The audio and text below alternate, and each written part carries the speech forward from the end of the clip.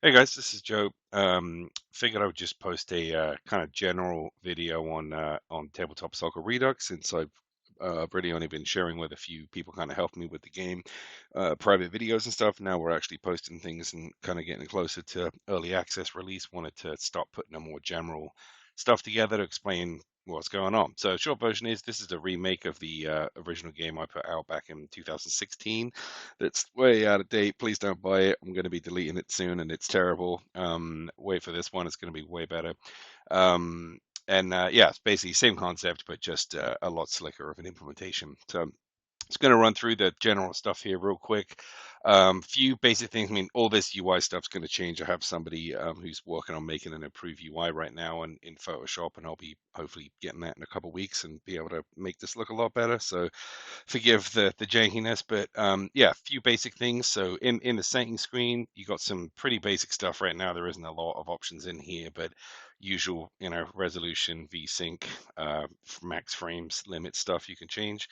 There is also a team setting where you can put a name of your team. You can pick a different color. You can give names to your players. Just making some stuff up here, whatever. Go with Philip Bob Jr. Cool. And then also you can change your formation. So this is, when you are playing the game, you'll be able to play with teams of 5 to 10 people. And so in here, this is obviously half baked and kind of has some old models here in the 3D side, but allows you to basically pick how you want to set things up. So you just kind of move them where you want people to start. If you have the ball, you can't move the player one because that's going to be the person with the ball, and they always start in that same position. Same thing if you're starting without the ball, you could just move people around. You can't put people too close to each other. If you try to do that, they'll kind of snap back. But pretty basic. Um, Over here, there's also going to be a spot eventually here where you can change what this player looks like. There's going to be a bunch of other stuff for stats and moves and things like that, but obviously that's all kind of coming later. And then inside the play menu, there's a tutorial that doesn't do anything. That's kind of what this video is going to be. There is some stuff inside the online thing, but this is just kind of fake stuff right now for before we plumb in the real multiplayer stuff that's coming soon. Just trying to get all the kind of core stuff down first. And inside here in the solo screen, this is just where you can set up a game to play. It's going to look just like this for multiplayer, maybe some slightly different options, but basically the same thing. So you're picking how many players do you want on your team? How many, soccer players, football players, depending on where you come from, do you want to have on the field? So I'm just going to do 5 right now to make this video a bit easier. How many turns do you want the game to have in total? Obviously, there's half time at whatever the halfway point is here, so 15 if I'm doing a 30-turn game. And then how much time do you get to plan? And so I'll put that normally when I'm doing videos, I put it way up to infinite, but I'll just set it to 90 seconds just so you can see what that looks like. And then finally, the AI being on or off. I'm just going to turn it off to make recording this video easier. The AI is not great, but it's kind of annoying. It gets in the way of trying to do stuff. Obviously, that's kind of the point. And it also cheats too, because it knows what moves you're going to do and totally cheats. But don't tell anyone. Okay, cool. So once you get into a game, this is what you're looking at. You've got, I guess I'll just run through a few things since this is kind of a semi-tutorial. So you've got camera controls with WSAD, Q and E to rotate, Z or Z and X to zoom in and out, and then C and V to kind of do that, whatever that is, tilt, I guess. You can also do all of that with the middle mouse button. So you just hold down the middle mouse button, pan around. You can zoom with the middle mouse button. You can also click with the middle mouse button on the screen, and it will kind of lock the camera in. Camera's pretty, unrestricted, so you can play it from whatever angle you like. Then there's your players. So I guess I'm running out of time here, as you can see from this time menu. But so each of your players gets a different color, and that's just so you can kind of quickly tell them apart. You have this very temporary UI thing down here that shows you your players, and you can quickly click one of their names to select them. You can left click a player as well if you want to select them. And then I'll lay down a couple of basic waypoints. So once I have a player selected, I can just right click on the field to drop a waypoint. You can put that anywhere, and it kind of limits to how far you can move. You can hold down Shift to lay down more waypoints. You can only put down 3 per person per turn. And now when the time runs out, or if you click that button when you're done, all your players will execute those moves. And obviously, if the AI was on, they would move as well at the same time. So kind of getting into some other things you can do here. So I guess on just that basic move waypoint stuff, in addition to right clicking once you have a player selected, you can also drag them to set waypoints. And so if I kind of drag, you'll see these snap and allow me to when I let go, these will lock into position. Um, there is, as I drag, you'll see that the icon there is kind of transparent if it's too close to the existing icon. You have to get it a little bit of a distance. And so you can do that quickly by just kind of dragging it forward, or if you want to do something a bit more precise, you can do that. When you click on a player as well, you'll notice this little arrow pops up. That's just to show you which direction they're facing, which is kind of important for kicking. Um, Speaking of kicking, let's do a basic kick here. So if I click on the guy that has the ball, we'll do the most basic one, which is once I click on him down here, I've got this little move wheel. I'm going to click on the kick button. And so now my mouse will, have this little line showing me where the ball's going to go. And I can use the middle mouse button to bring it up and down and control that arc. And then I just left click it somewhere, and that will set that up. So hit the turn button because we're at the end of the turn.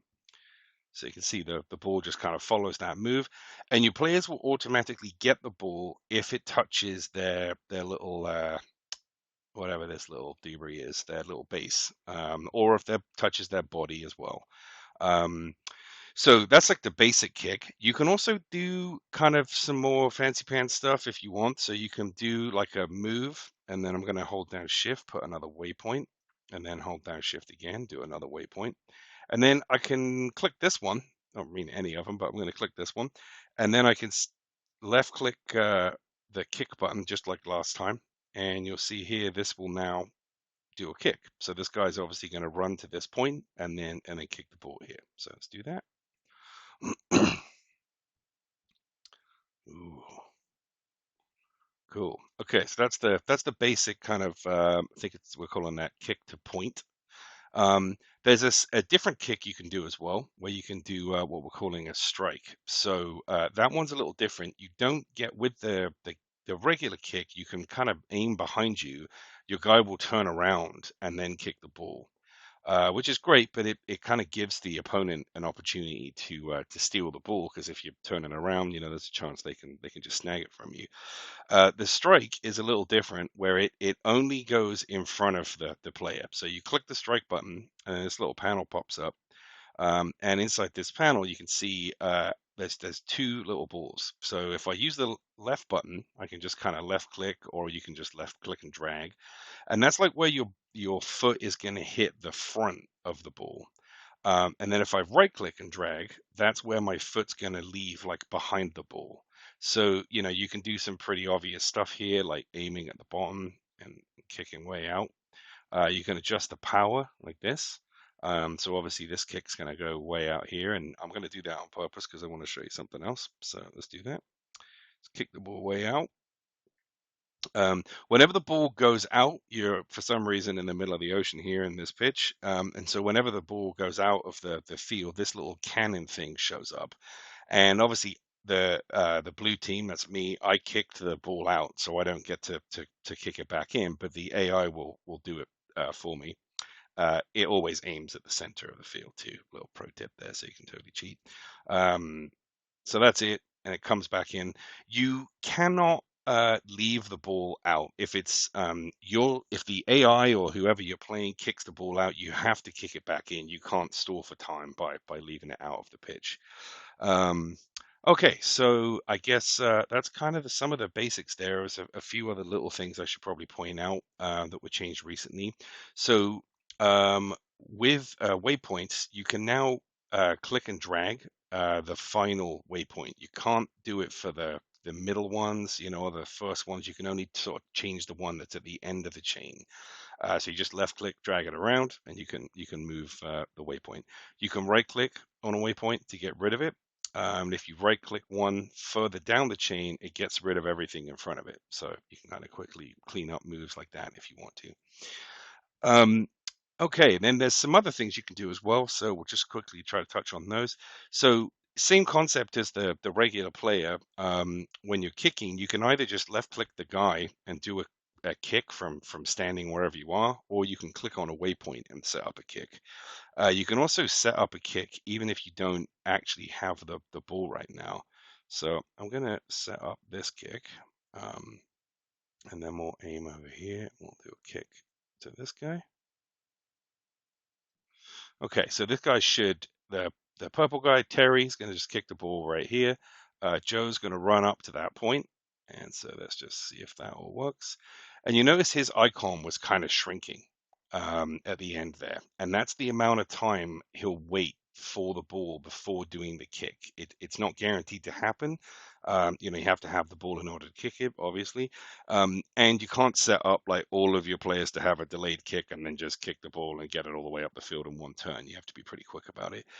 The other thing you'll note there is that when Joe passed the ball to Terry, he didn't grab the ball, and that is intentional.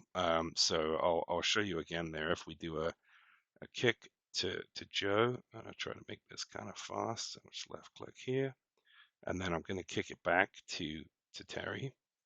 So if a player has the ball in the turn, they can only have it once. That's kind of to prevent some shenanigans that can happen with tackling and stuff. Honestly, that might change at some point, but that's how it is right now. Okay, so that's kind of the basics of how you move around, and obviously how you can score if you want to. I'm not going to bother doing that because I'm trying to keep this fairly quick, believe it or not. But yeah, so you get the idea, and obviously this type of kick, is not great for scoring goals. It's pretty hard to do that. The strike kick is obviously a lot more potent to be able to score because you can get some kind of fancy spin and stuff on that. You can aim up in the top right of the bar here, which makes it a lot more likely to score.